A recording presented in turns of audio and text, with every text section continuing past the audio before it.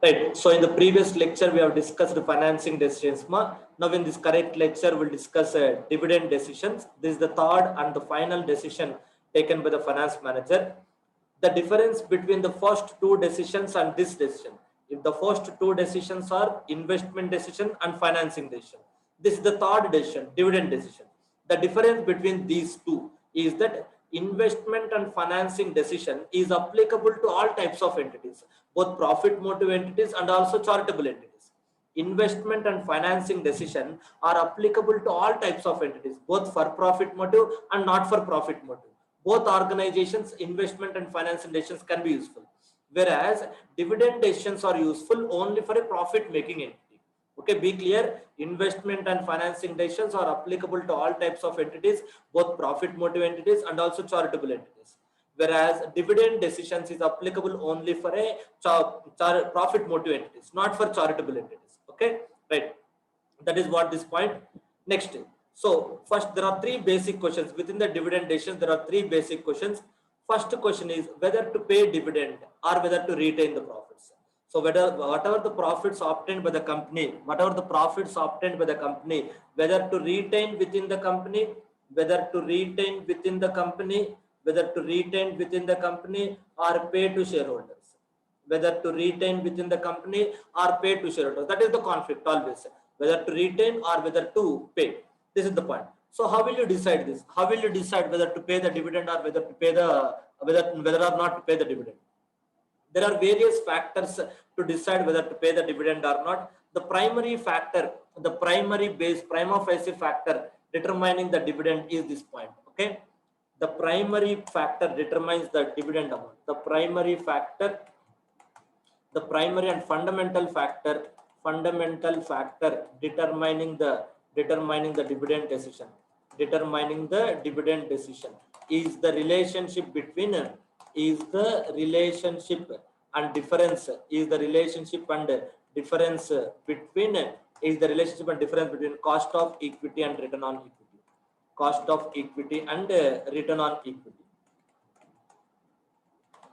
cost of equity and return on equity. The primary and fundamental factor determining the dividend decision is the relationship and difference between cost of equity and return on equity. Okay, right. This is the primary factor which depends upon the dividend. Okay, based on which the dividend is dependent. First, look at this. Cost of equity is denoted by KE. Return on equity is denoted by ROE. Or small r. Normally, you can put it as a small r also. This is return on equity. So cost of equity is denoted by capital KE and return on equity is divided by R. So if the return on equity is more, it implies that company is able to earn more money than the shareholders' money. Okay, company is able to more money than the shareholders, than what the shareholders can earn outside elsewhere. Okay, so return on equity more than cost of equity. What does it imply? Company is able to earn more money than what the shareholders would earn if the shareholders invest the money outside. Okay, in this case, better to retain the profits.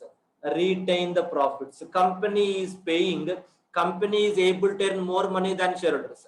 If this equation is reversed, shareholders are able to pay more money than what the company is able to earn, then pay the dividend. This is primary factor. Depends upon the cost of equity and return on equity. So in this case, dividend payout ratio is 0%. Dividend payout ratio is 0%. So in this case, dividend payout ratio is 100%.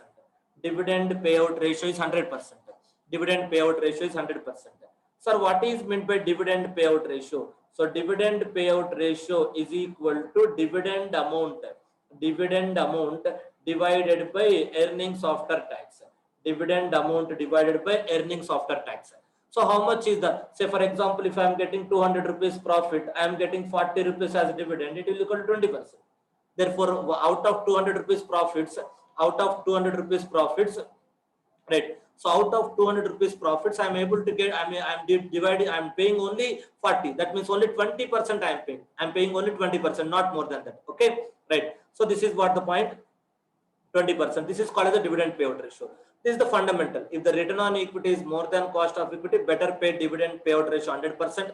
If the return on equity is less than cost of equity, pay 100% dividend. Okay. So this is the point. So, but this is an ideal situation, ideal and perfect situation. But in reality, due to so many constraints, legal, psychological, etc., it may not be possible to remain as a perfect person always. This is the perfect thing. There is no doubt about that. This is the 100% perfect thing. But is it possible for us to live a 100% life? May not be possible. 100% perfect life is not telling any lie, small, not telling even a small lie. Is it possible for you to live? Can you find out any person who has not told even a single lie, small lie? No, may not be possible. May not be possible. Therefore, perfect may not be possible. This is the ideal situation. So therefore, whether to pay the dividend or not, this is based on the ideal situation, but ideal situation is never practically possible. Therefore, so practically you may pay 20%, 40%, 50%. Practically never will choose the extremes. We'll go for the equilibrium, not extremes. So practically 0, 100. These are the extremes. 0 dividend, 100% dividend. Extremes. Practically it may not be possible. Practically it may not be possible. Why, sir? Why practically it may not be possible, sir? First thing. Why practically it may not be possible, sir? First thing. Right. So first thing, sir, why dividend payout ratio cannot be 0? Sir, company is able to earn more money, then why can't the company retain all the profits? Why should the company pay dividend? No, many shareholders are depending on the dividend income. Many shareholders are depending on the dividend income. Best example, charitable trusts, endowments, schools, hospitals, etc. So these people, they have invested in somewhere else. They may be depending on the dividend income. And next, retired people who are not getting pension or who are not getting enough pension, definitely they will depend on the dividend income for their survival. So therefore, it is not always available to, it is not advisable, not practicable to avoid the complete dividend. Definitely we have to pay some dividend. Even though company is able to earn more money, but it may not be possible. We have to pay the dividend today. We have to pay the dividend today because of the shareholders' requirements. Because of the shareholders' requirements, we need to pay the dividend. Okay. Therefore, so even though we start with this point, so in this situation, since 0 is not possible, since 0 is the perfect thing, 0 is not possible. Since 0 is not possible, what to do? What is the next alternative? As less as possible. As simple as that. As less as possible. Maybe 10%, 20%, as less as possible. Dividend payout ratio, as less as possible. 0 is the perfect thing, but you can't stay with the 0 because shareholders are expecting, they are depending on that. Okay, then as less as possible. Then as less as possible. So in this case, 100% is not possible because company may not be having enough cash. Company may not be having enough cash for this. Company may not be having enough cash for this. 100% may not be possible. Therefore, you have to pay 50% or 60% as more as possible. As more as possible. That's it. Since it is not possible for us to live in a perfect way, as much as possible. Okay, pay more dividend, 50, 60, 80. May not be possible 100. Maybe because of legal restrictions are there. Maybe because shareholders' tax position will be more. Shareholders may be getting more taxation if you pay more dividend. Maybe that is also this. Just recollect your Income Tax Act section 10 class 34, where the dividend income is exempted only up to a certain limit. Beyond that limit, dividend is taxable. That is what the point. So therefore, you can't pay 100% also. Many restrictions are there. Therefore, as much as possible. Since not possible for a perfect way, we have to dilute it. We have to compromise from this way or that way. We have to compromise and stay in the equilibrium. Okay, that is what the point, right? Remember, various factors which depends upon various other factors which depends upon the dividend. This is the primary factor. This is the primary factor which affects the dividend. This is the primary factor which affects the dividend. Various other factors which affects the dividend include. Various other factors which affects the dividend include. Various other factors which affect the dividend. Include company's future business opportunities, company's future investment opportunities, company's ability and willingness to borrow, company's ability and willingness to borrow, willingness to use debt, company's ability and willingness to do it. For example, today you are getting the profits. Today you got the profits. Today we got the profits. Tomorrow we are not expecting any business opportunity, any future business opportunity. Next 5 years, we are not expecting any expansion or diversification. We want to continue with the present business. Therefore, we don't need any capital expenditure. As is very simple. Today we got the profits, but next 5 years we are not expecting any capital expenditure, no investment opportunities, nothing. Then pay the dividend. Why you will retain the amount? Then pay the dividend. That is first point. No, next point, second point. No, we are expecting capital expenditure in the next 2 years. But is it possible for you to borrow money? Are you willing to borrow money? Yes. Even though you are expecting a capital expenditure after 2 years, even though we are expecting a capital expenditure after 2 years, but still, since you are able to borrow money from debt, why you are retaining the profits? Better distribute the profits. First point. No business opportunities, outrightly pay dividend. Business opportunities are there, but borrowing is possible and willing, borrow it and pay the dividend. No, borrowing, the company is not willing to borrow, company is willing to borrow, then I'll pay the dividend. Next point is company is willing to borrow, okay, you can pay the dividend. Companies, next point, shareholders preference and tax levels. Shareholders preference and tax levels, tax position.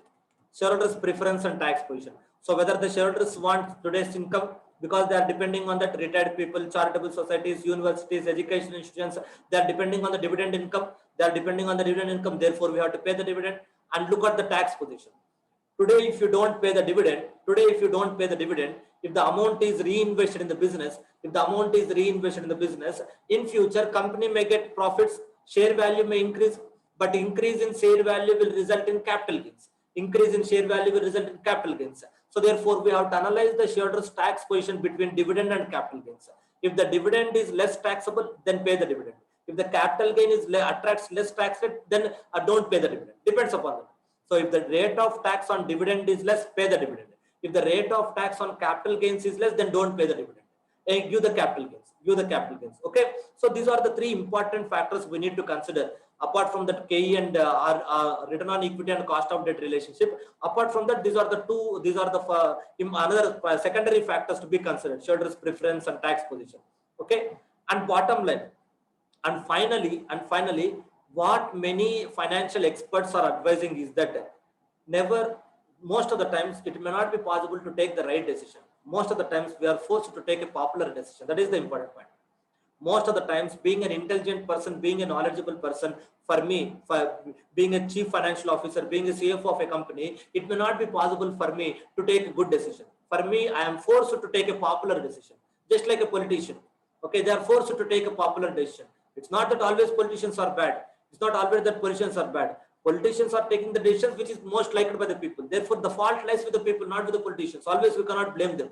Okay, so whatever the people like, politicians will do that. Then fault lies in the people only, expecting wrong things. Okay, similarly, in corporate world also, it may not be always practicable to take the good decision. Sometimes you have to take the popular decision. Okay, today I got the profits, but I want to reinvest the profits in next 2 years, capital expenditure. Therefore, I have not paid any dividend. Now the shareholders are looking at negative about the company. No, this company is not paying any dividend. I don't want to invest in that company. Yes. Therefore, we have to satisfy them. Therefore, many financial experts are suggesting is that take a dividend decision which increases the market value of the share. That's it. Take a decision which increases the market value of the share. Take a decision which increases the market value of the share. Okay, take a decision which increases the market value of the share. Okay, so take a decision which increases the market value of the share. How the market value will increase? If the decision taken by the company is liked by the shareholders. If the shareholders satisfied with the decision taken by the company, they will build the market price. They will increase the market price. If the decision taken by the company is not satisfied by shareholders, then obviously they will fall the price. Share price will fall. Therefore, it depends upon their irrationality, their sentiment, their emotions. We have to follow that. That's it. Nothing more than that. We can't do anything. Because world is dominated by majority foolish and irrational people. Therefore, minority intelligent and rational people are forced to take foolish decisions. Minority, rational and intelligent people. Less number of people, intelligent people, rational people, they are forced to take foolish decisions. Why they are forced to take decisions? Because world is filled with so many foolish people. World is filled with majority foolish and irrational people. Therefore, the decisions in the world are foolishness. That's what the thing. Yes, we are accepting that what we did is wrong, but what we did is liked by the popular people. That's it. As simple as that. Majority of the people, whatever they like, we have to say it. Okay, if the majority of the people like some particular politician or some particular MLA, even though he is not good, then obviously we have to accept that. There is no other option. There is no other option. Similarly, in case of company also, always don't stick on to what is your books says. Your books says ideal things, perfect things, but practically people are imperfect and irrational. Follow their foolishness. Don't follow what is there in the books. Follow the foolishness of the market. Okay, follow the foolishness of the market. That's it. Okay, that's what the financial expert says. Take a decision which increases the market value of the share. How the market value of the share increases. Okay, here we are assuming that people are intelligent, but practically people may not be intelligent. Whether the people are intelligent or not intelligent, foolish or not foolish, rational or irrational, leave it. What is the decision liked by most of the shareholders? Just take the decision. That's it. What is the decision taken by the liked by the most of the shareholders? So don't analyze. This is theoretical. This is theoretical. We have to analyze all these factors. And intelligent people and rational people, theoretically we have to analyze all these factors, but practically we don't analyze all these factors. We'll analyze only one thing: shareholders psychology or mentality, which is nowhere given in the financial management book. So financial management book, you will discuss only the pure financial concepts, but in reality what will follow is more human psychology than financial management.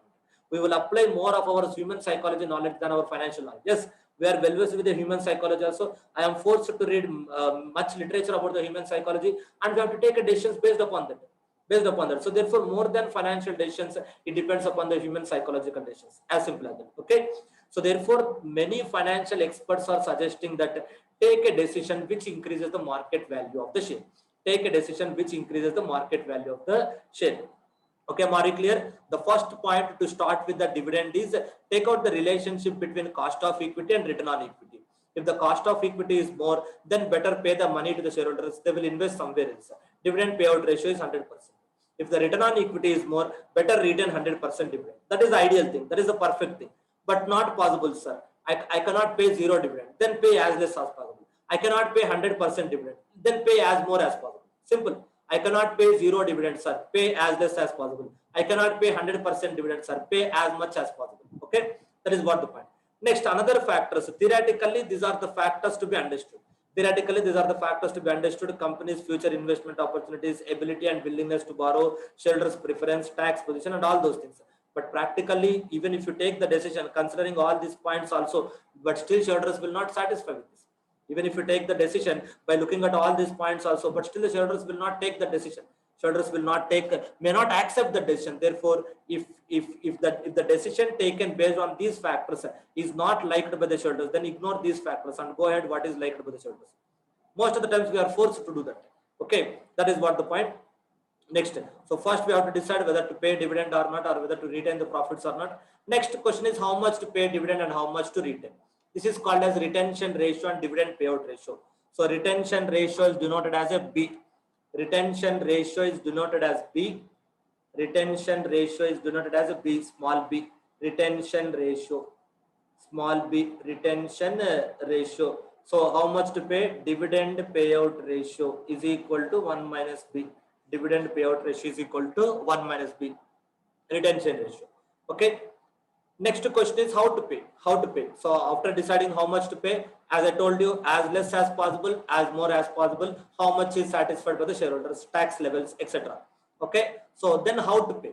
There are two different ways of paying the dividend. There are two different ways of paying the dividend. What are the two different ways? There are two different ways of paying the dividend. What are the two different ways? Is stock dividend and cash dividend. Stock dividend and cash dividend. Stock dividend and cash dividend. Stock dividend and cash dividend. Okay. So sometimes we'll pay the cash, sometimes we'll pay stock dividend. Stock dividend is nothing but bonus shares. Stock dividend is nothing but bonus shares. Stock dividend is nothing but bonus shares. Okay. So bonus shares you can pay if you have the sufficient cash, pay the cash dividend. If you don't have the sufficient cash, our shareholders will get more dividend taxable, then go for the bonus shares. Then go for the stock dividend or bonus shares. This is how to pay. Okay, so end of the day, it's based upon so many factors, but primary factor which we have to pay is that, so take the decision which is satisfied by most of the shareholders. So there is a saying in English which goes like that: be, when you are in Rome, be like a Roman. When you are in Rome, be like a Roman. Be like a Roman. So therefore, when we are in a foolish world, when we are in a foolish world, be like a foolish. As simple as that. World is filled with majority foolish, irrational people. Therefore, we are living in that world. Take that decision. Forget about all this theory. What is there in the books? Forget about that. What is the shareholder psychology? With what shareholders will get excited? Do that. That's it. Tomorrow they will also pay. They will only pay the pain. They will only feel the pain of a wrong decision. Okay, it's irrelevant.